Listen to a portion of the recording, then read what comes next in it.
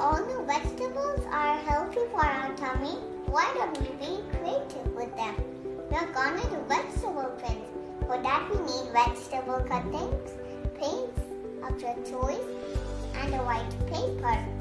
You can use your imagination and designs that you like. I'm gonna do a bunch of flowers in a flower vase. Let's start. All you need to do is dip the vegetable inside the paint and dab it gently on the paper.